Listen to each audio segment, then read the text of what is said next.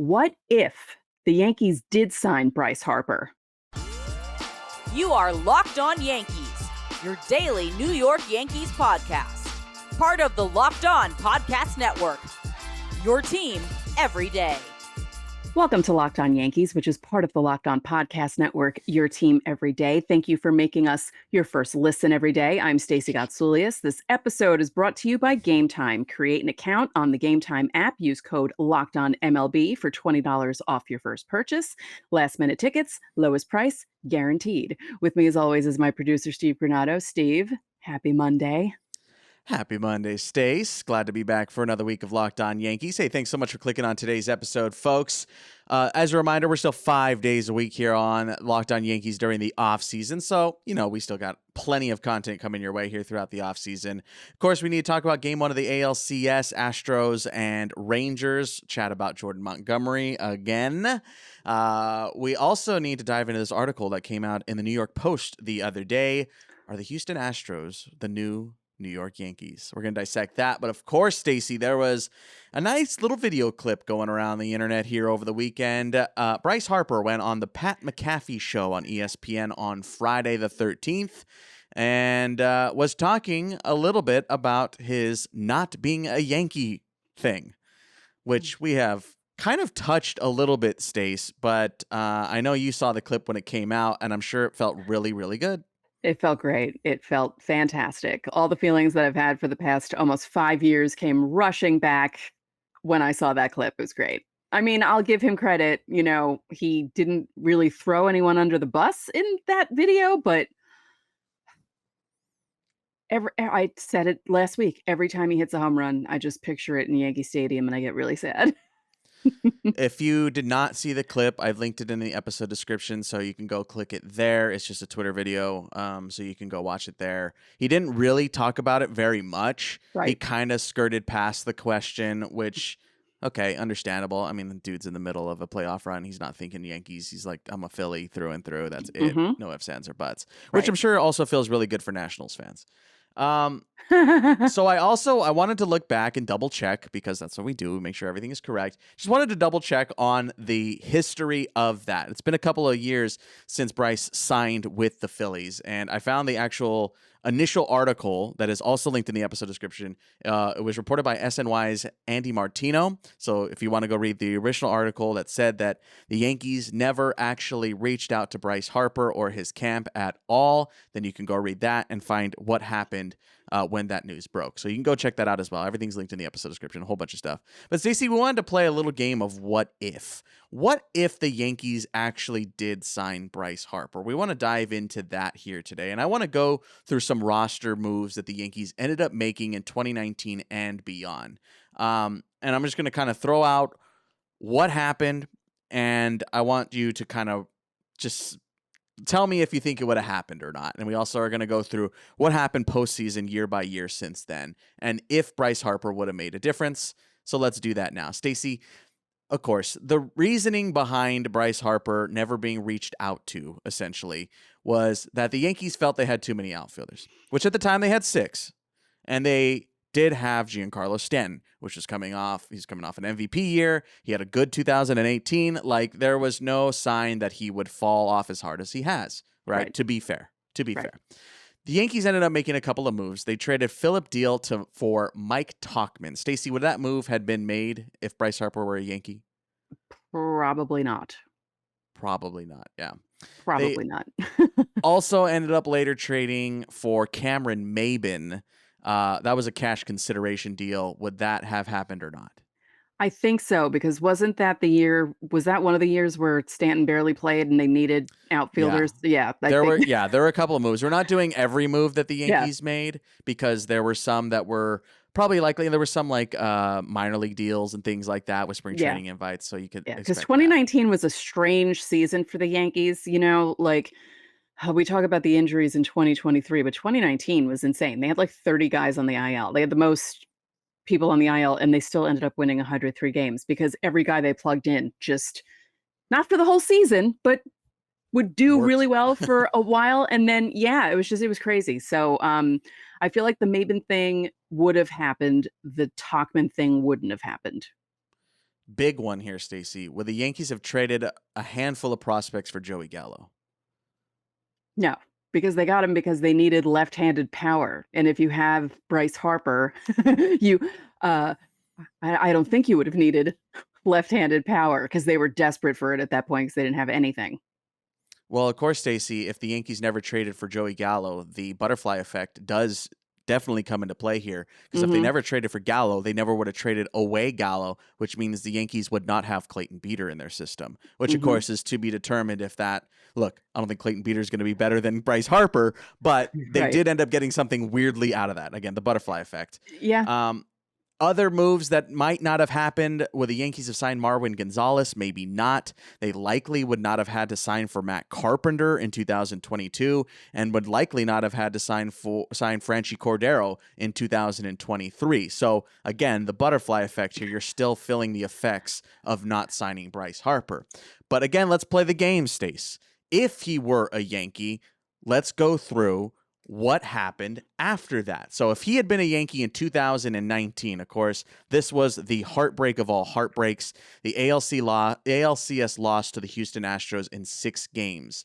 Stacey, if Bryce Harper was a member of that team, do you think they would have won the ALCS and gone to the World Series?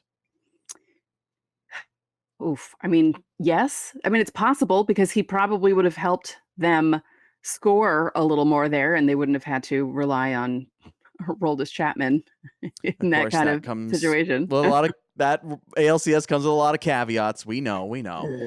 Had they won that ALCS, they, of course, would have gone on to play the Washington Nationals, which would have been the storyline of the World Series. I mean, it would have been absolutely incredible because it's the year without him. They make the World Series after starting so roughly, and then he's on the Yankees, and it's the big bad Yankees against the Nationals who haven't been there, and it would have been everything. It would have been amazing. Everything. Yeah. 2020, obviously the different world's playoff matchups and everything, but they ended up losing the ALDS to the Tampa Bay Rays in 5 games. Had they won that series, they would have also placed off with Houston in the ALCS. Had they won that, they would have gone on to face the Dodgers, who were the ultimate World Series champion. Stace, had Bryce Harper been a part of that 2020 team, would they have moved on? I feel like maybe, but also it's another... Yeah, I feel like they would have scored a little more, actually, because they wouldn't have had to rely again on Chapman to not give up an important home run to lose a series, which is what happened. So, I feel like he would have helped the offense score a little more, even against that tough Rays pitching staff at that point. Oh yeah, so. that was a great club, very good club, and felt like a team of destiny at that point. Ended up losing to the Dodgers, as we mentioned. This one a little more cut and dry, Stace. 2021 wildcard loss to the Boston Red Sox. It wasn't a very close game, so I don't know how much of help Bryce Harper would have been in that situation. Yeah, because that was really like a Garrett Cole, just, his hamstring was bothering him more than he wanted to let people know, and yeah, probably not.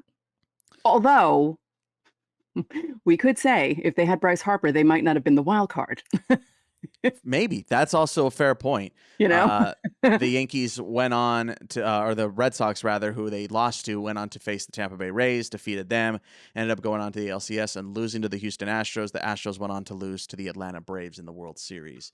2022, I feel like this is also kind of in that wild card discussion. They end up losing the ALCS to the Houston Astros, and a 4-game sweep. I don't know how much of a difference Bryce Harper would have made in a 4-game sweep.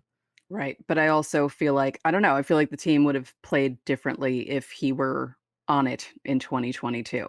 I wonder if Judge hits 62 home runs if Bryce Harper's on the team.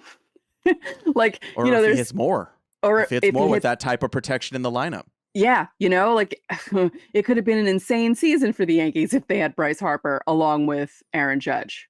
Yeah, let's say he hits 64, 65, 66, even, pushing 70 if he had that type of protection in the lineup, because you're thinking he's sandwiched between Judge and Stanton had he been signed. Mm-hmm. So again, 2022, I think the rest of the offense kind of fell flat. How much does Bryce Harper help in that situation? I don't know.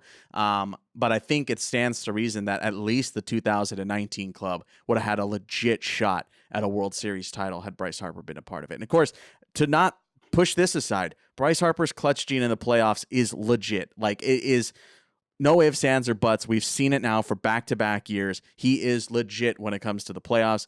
And, you never know what he could have done in Yankee pinstripes as opposed to Philly pinstripes. So I know, super fun conversation for Stacey, and I'm sure super fun for everybody to hear. But if you're not watching on YouTube, I'm making lots of faces. And I'll be doing it the entire episode with everything that we'll be talking about. So yeah. Doesn't get easier for Stace. Coming up next, of course, weird article, deep article in the New York Post. Are the Astros the new dynasty in lieu of the Yankees? We're going to talk about that in a second. Of course, leave your Fan Mail Friday questions down below. Our Fan Mail Friday episode coming up in a few days, so reply to that pinned comment here on the YouTube side. You could also join Subtext to be a member of the Yankees Insiders Club. And, of course, get one-on-one text messages with Stacey and myself. We can talk postseason there if you so please. You can also pitch ideas for the show over there. All right, coming up next, are the Astros the new dynasty in Major League Baseball? Let's discuss.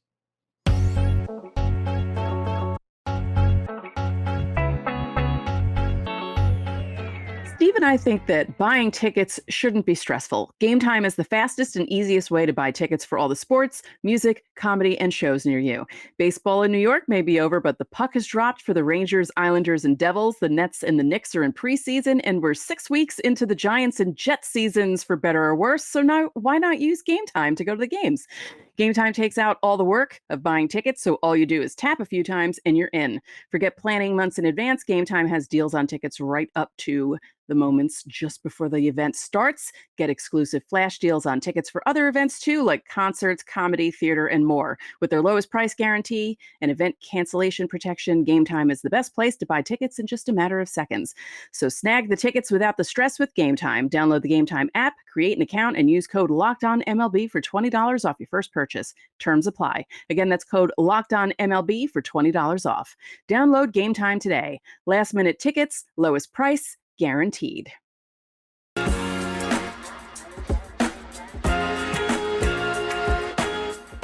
Back here on Locked On Yankees. Hey, coming up this week for you everydayers, we're doing our 2-part series, What Went Wrong and What Went Right for the New York Yankees. Again, a 2-part series coming up this week, so make sure to hit subscribe and you won't miss it. All right, Stacey, time to still make you feel really, really good and talk about all the fun stuff, but look, it's slow right now. We're talking Yankees baseball as much as we can. And there was an article that came out in the New York Post. Just like everything we're talking about here today, it's going to be linked in the episode description, both on audio and on video. Title of this article is Astros are MLB's best team since Dynasty Yankees. Cheating be damned. Look, it's written by Joel Sherman. Big-time writer, as we know. It's an opinion piece, admittedly, but I felt like it was apropos with the ALCS starting, so I wanted to chat about this. There are a lot of caveats in this article. To be fair, he brings up the cheating stuff. There's no way you can look past that, and I get that. But Stacey, your thoughts on this as a diehard, lifelong Yankees fan, and the pain that you've suffered in the aforementioned ALCSs. How did you feel about this after reading it? I just rolled my eyes. I mean, yeah, they are, because, I mean, you can't deny that because they've made 7 ALCSs in a row. I mean, that's insane. Thankfully, they haven't won 4 out of 5 World Series like the Yankees did when they were a dynasty. So at least the Yankees still have that, and the Yankees are still the last people to win 3 in a row. So the Yankees still have that. I'm happy about that. But I mean, if you look at the rest of baseball, yeah, they're the latest dynasty. I mean, I feel like the Dodgers could have been that too, but they've kind of messed that up a bit the past few years. But yeah, I would say, sure, the Astros are the best team since the dynasty Yankees. Like, they just have a chokehold on the LCS, and it doesn't matter where they finish, they're just constantly there. And it's incredible because they've had turnover. They have some guys who have remained there which is what happened with the Yankees dynasty teams too. Like they had that core of guys and the pitchers and everything. But if you look at the Astros from 2017 to 2023, there aren't that many guys left from the cheating team, So there's only 4, as a matter of fact, just 4. Yeah, like, and they're still doing what they're doing. And we talked about it in the rebuild episode. The Astros had to tank a really long time to get this good, and it's kind of like they're giving teams the blueprint almost. Be like, well, you might have to be bad for like 6 or 7 years, and then you can be good for 6 or 7 years in a row in order to get this. But I don't like them calling them the new Yankees, though, because they still haven't won 4 out of 5 World Series. I feel like the World Series is what makes you more of a dynasty. Well, that's why I wanted to bring up some dynasties recent. And obviously you mentioned the Dodgers there. They've been there a lot, but haven't had the sustained finish that you would think they would, especially some of these teams that they've put together. I mean, you had Corey Seager and Trey Turner on one team up the middle. Like, it's insane that they had those guys together. But when you're thinking about it, too, I think you kind of have to go back a little bit further as far as World Series wins is concerned. And you think about the 2010s Giants. Oh, the Giants. Like, you can't deny that Giants team. Yes, they didn't have as big a window, but for better or worse, for being a West Coast baseball fan and seeing the Giants in it every year got pretty annoying, to be frank with you, especially having friends who were Giants fans. That was not the greatest thing to be a part of, but you can't deny winning 3 World Series in 5 years. Like that's pretty hard to deny that. But yeah, I mean, it's hard to argue. I think that's what you're also getting at, again, with all the caveats laid out there. One other part that Joel Sherman also pointed to here, Stacey, and I know this is also going to feel really, really good, but was a comparison of Jose Altuve to Derek Jeter, which is probably a sin, and I should duck and cover. I think the FBI is on their way, especially if they're Yankees fans. But I mean, the conversation of that, Stacey, the comparisons of Altuve to Jeter, do you see any similarities there? Sure. Yeah. He's clutch. Jeter was clutch in the playoffs. I know people hate that word, but it's the truth. I mean, as much as it annoys me, I can't deny how good that annoying pain in the butt is. I may hiss at the TV whenever I see him, but I can't deny that he's a good player. And it's amazing because he's teeny tiny. He's like a throwback to the teeny tiny guys in the 40s and the 50s who, if they were alive now and saw guys like Judge and Stanton, I mean, could you imagine if Phil Rizzuto was brought back to life just for like 10 minutes to see what these guys on the Yankees look like now? Yeah, it's like watching American Gladiators. Yeah. I feel like Altuve's kind of a throwback to those guys, and he's annoying, but he's good. Just like people thought Jeter was annoying because he was good. Like people knock Jeter all the time, but it's like you can't deny he was a good baseball player. I mean, come on. Yeah, I think he had issues, obviously, but I mean, when you look at his overall career, he was a good baseball player, and for a long time. So. Yeah, when you're comparing the two ball players, they obviously have different play styles, different positions and things like that, but it's coming to their leadership qualities. I think it's undeniable. There are similarities. There are definitely a lot of differences. Like you had mentioned, having the core guys and being led by Derek Jeter. Yes, you can say that Altuve and Bregman have been kind of stuck at the hip for their careers in that regard, but it's not like he's leading 6 different guys, multiple runs over and over and over again. So that's the difference. And look, I was a lot younger, so maybe I'm not as well versed in all of this, but from my memory of Derek Jeter growing up, it's obviously going to be different than yours. But to my recollection, Stacey, he never really had any sort of off-field or even on-field controversies or anything like that like Jose Altuve obviously has had. Yeah, other than the gift basket story, nothing really came out about Derek Jeter. Yeah, there was never any allegations. There was never anything like that, No. Especially in that era where allegations were being thrown around left and right for PED use. I don't remember Derek Jeter ever being a part of that. No, definitely not. He was a good boy. He's a good boy. I think it's funny. I don't know if you got into this weird side of TikTok, Stacey, but I have gotten to this weird side of TikTok where I get like slideshows of cool pictures of Derek Jeter dating like supermodels. Oh, yeah. Fun fact, I wrote about 35,000 words of a manuscript where a normal, everyday woman in New York City meets a famous baseball player and starts dating him, and her life gets turned upside down because he always dated supermodels and actresses, and his name was Dane Jackson. Who do you think he was based on? I don't know. I got to turn that into a book one day. Yeah, but I was I gonna also say that have sounds to, like a book. Yeah. I have to turn that into something eventually. It'll be a 5-part off-season Locked On Yankees series. Yeah. I'll do like fan fiction over the winter. Yeah, we'll just do fan fiction here on Locked On Yankees. I'm sure everyone would love that. Yeah. I know you're going to let me know how you feel about this stuff down below in the comment section. I know that this could bring some serious feelings out, and I completely understand that given the history between the Astros and the Yankees, especially obviously over this dynasty type period. But let us know how you're feeling about this stuff. Of course, the Bryce Harper stuff, and of course this. We're going to step aside, but when we come back, we got to talk about Jordan Montgomery, which is going to make you feel really good even more. But we do have to talk Astros losing Game 1. That's next.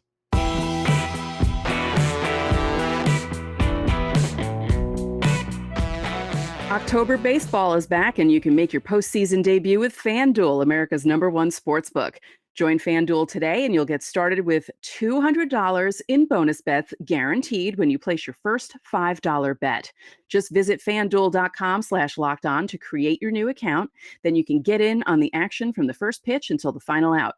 Bet on everything from strikeouts to home runs to who'll win the game. And if you don't want to wait the whole game to get the W, predict what will happen in the next at-bat with quick bets. I don't know about you, but I think betting on Bryce Harper to hit a home run at any moment could be a smart thing to do. So head on over to FanDuel.com/lockedon right now. Step up to the plate this offseason. Nope, postseason. It's offseason for us, postseason for everyone else. With $200 in bonus bets guaranteed. Make every moment more with FanDuel, official sports betting partner of Major League Baseball.